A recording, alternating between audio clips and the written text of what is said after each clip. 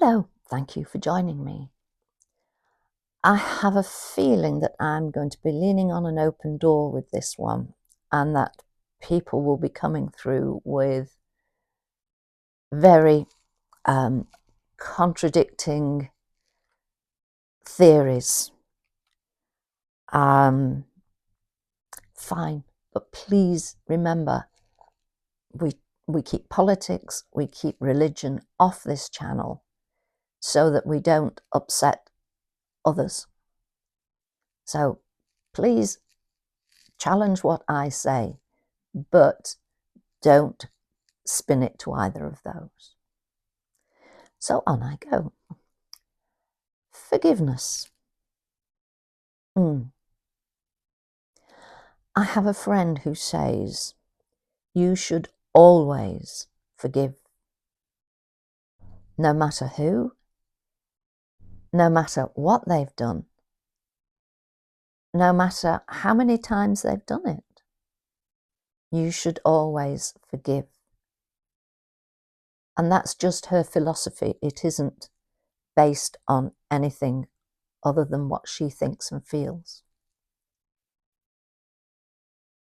I am always surprised, I shouldn't be because I've seen it so many times, when somebody on the television says, well, yes, I've forgiven so-and-so for murdering my daughter.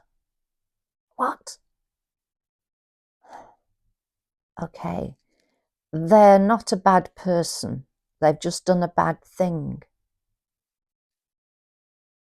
I think that's a fine line drawn there. And I know I would find that, I'm going to say difficult, but it's probably nigh on impossible to forgive somebody that.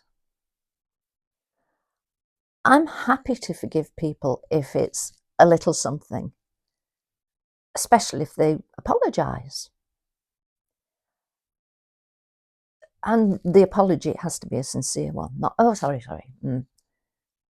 If they apologise and it's from the heart and they talk the talk, then go on to walk the walk as well, showing that they deserve to be forgiven, then fine.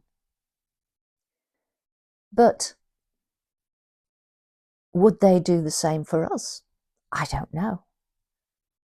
I've never asked anybody, have they forgiven me for things that I've done that they haven't liked, that they have gone against them. Maybe that's a conversation that has been stoically avoided. I don't know. I'd not thought of that until I started rabbiting on there. But for me, as I say, yes, there are things that I would forgive. Somebody breaks something, somebody drops something. Accidents happen. Somebody forgets something. We all do things like that. But if it's something like that and it's repeated, then it becomes a bit different, because is it just because they don't value us that they can't be bothered to arrive on time, or to arrive and say, well, actually, I can't stop long because I've arranged a game of golf? That doesn't make anybody feel valued in any way.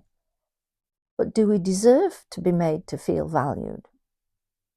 That's another question, isn't it? But it's when we forgive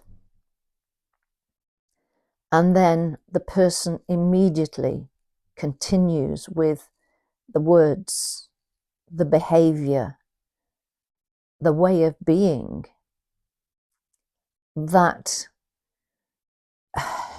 led you to decide to forgive them in the first place. And I'm saying this with great feeling. I forgave someone that I knew because they had been gaslighting me, making my life hell, being abusive, telling lies, just being awful. And they had an accident. And of course, I jumped straight in, offering support, supporting right, left and centre. And I guess you know what's coming. When they recovered, straight back to how they had been before. So for me, it was a matter of once bitten, twice shy. I'm not forgiving again. They must see me as a soft touch, that if I'm forgiving them for the things that they've done, then it must be all right for them to do it. And toss you, it doesn't matter how much it hurts. So that is another spin on forgiveness. But what about forgiving ourselves? Yes, some of us are our own worst enemies. We do something wrong. Oh, you stupid. And I know I've talked about this before. Don't use words like stupid to yourself. Hopefully you wouldn't do it to a best friend who just slipped up. Maybe you would. Maybe that's something that you need to consider. But I've said before, when I was teaching, I know I had to correct mistakes that the children made, but not correct them in a way that was over the top. Unless it was a real big mistake and they'd set the school on fire or something. No, I jest. If they did something wrong, then I would say, oh, you're a Nelly Noodle or you're a numpty. And then I swapped that over to using that on myself as well. And it made me laugh because I knew that was what I did with the children. And I knew it was because, come on, that wasn't a huge thing. Get over yourself. But there was one little boy that I struggled to forgive. This is tongue in cheek though. He had had an accident and both of his parents worked. So we contacted them and they agreed that I could act in their stead and take him to the hospital. And the little boy was my son's best friend, so he knew me very well. So off we went to the hospital. And he was feeling very sorry for himself. He had his arm in a sling. And I said, look, I'm sorry, I really have to nip to the toilet.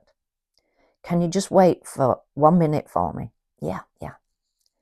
So I dashed as quickly as I could so that I wasn't abandoning him for too long. And as I returned, he burst into laughter. And I said, you've cheered up.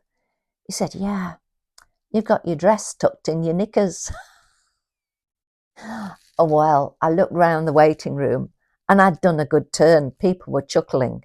People who before had been thinking of what was going on with them. I gave them a few moments of humour.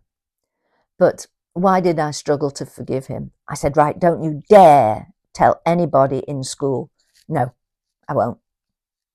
Stumm. As soon as he got back to school, do you know what she did? Do you know? So he thought that was absolutely hilarious. And everybody spent the next couple of weeks wandering around saying, are you properly dressed? So on that note, I'm aware that the last few I've ended up with quite a bit of levity in. I think that's where I'm feeling the need at present. I hope it's all right with you. But take care. I'll speak to you soon. Bye for now. Bye.